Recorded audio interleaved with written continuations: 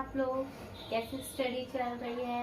Regular learn करिएगा, अच्छे से वीडियोस को कंप्लीट देखिए और स्टडी को रेगुलर रखिए। Let's start our chapter number 6। पौधों में जल अवशोषण और रसारोहण की क्रियाविधि किस प्रकार होती है। देखिए, इनसे प्रीवियस वीडियो हमने बात करी थी कि पौधों के अंदर जल अवशोषण दो प्रकार से होता है, निष्क्रिय जल अवशोषण और सक्रिय जल अवशोषण। सबसे अधिकांश मात्रा में जो जल अवशोषण हो रहा है वो निष्क्रिय जल अवशोषण होता है, जो कि 90 से 94 to 96% के लगभग होता है, जबकि सक्रिय जल अवशोषण जो होता है वो 2 to 4% ही होता है। आज हम बात करेंगे पौधों के अंदर जल अवशोषण की जो प्रक्रिया है उसमें जल किन किन मार्गों से होकर के गुजरता है।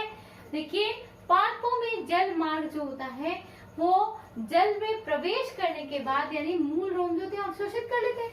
अवशोषित करने के पश्चात जड़ से जाइलम तक 3 पथों के द्वारा पहुंचता है। जड़ से जाइलम तक कितने पथ के द्वारा?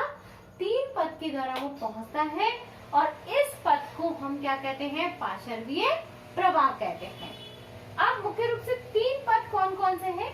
नंबर फर्स्ट आता है अपलवक यानी एपोप्लास्ट पथ, दूसरा कहलाता है हमारा संलवक या सिम्प्लास्ट पथ, संलवक या सिम्प्लास्ट पथ, और थर्ड नंबर का पथ आता है हमारा रसधानीय पथ। नंबर फर्स्ट हम बात कर रहे हैं आज अपलव या एपोप्लास्ट पथ से जल का गमन जाइलम तक किस प्रकार होता है।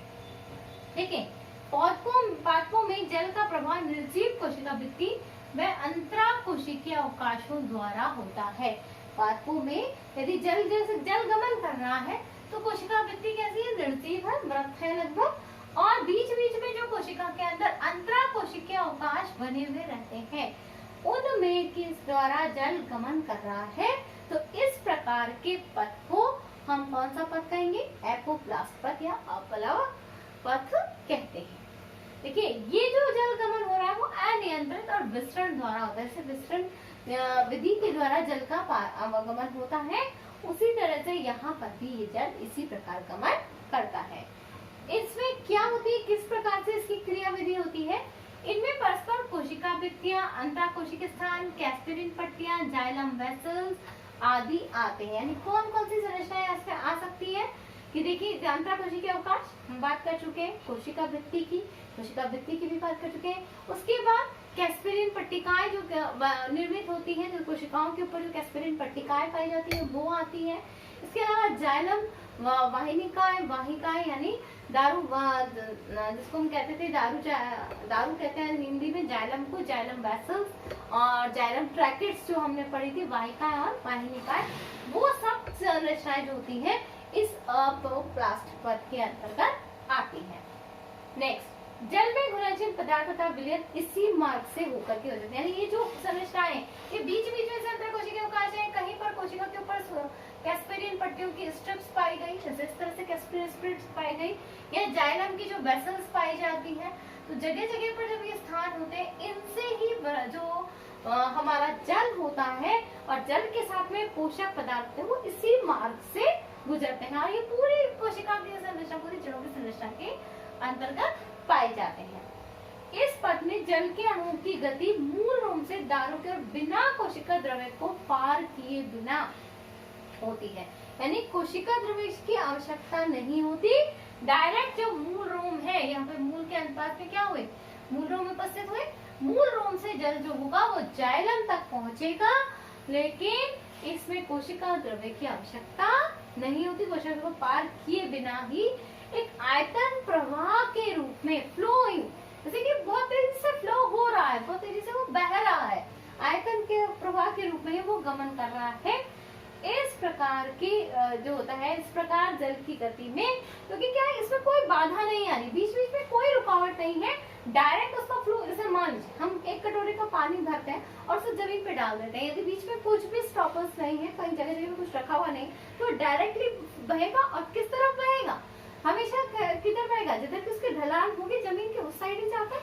सेम यही चीज यहाँ पर है कि जब जल मूवमेंट कर रहा है तो उस स्थिति में जल के अंदर बीच में यदि रुकावट नहीं होती है तो वो क्या होगा? कोशिका भित्तियों को भी पार कर लेगा, अंतराकोशिकीय कोशिक स्थानों को, कैस्पिरिन पट्टियों को या जाइलम वेसल जाइलम वाहिनिकाओं से तक पहुंच जाएगा। ये इसका पूरा मार्ग है और इसमें कोई रुकावट नहीं आती।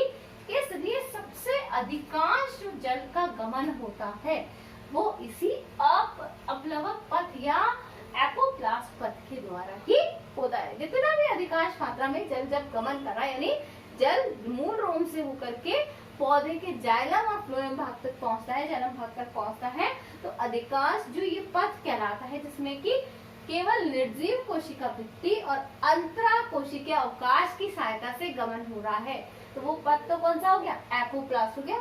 और अधिकांश मात्रा में जो गमन हो रहा है, ये चीज इंपॉर्टेंट है, ध्यान रखिएगा कि सबसे ज्यादा अधिकांश मात्रा में जल का गमन कौन से पथ द्वारा होता है, अपलवक पथ द्वारा होता है। और इस मार्ग को हम, इस प्रवाह को हम क्या कहते हैं, पार्श्वीय प्रवाह कहते हैं। इंपॉर्टेंट चीज है, very important for exam point of view. Exam में कई बार ये पथ के बारे में पूछा गया है, प्रीवियस आपके जो एग्जाम्स हुए हैं उनके अंदर, बोर्ड एग्जाम्स में, तो आप अच्छे से इसको लर्न करेंगे। कोई भी प्रॉब्लम है तो आप कंसल्ट करें। Thank you, have a nice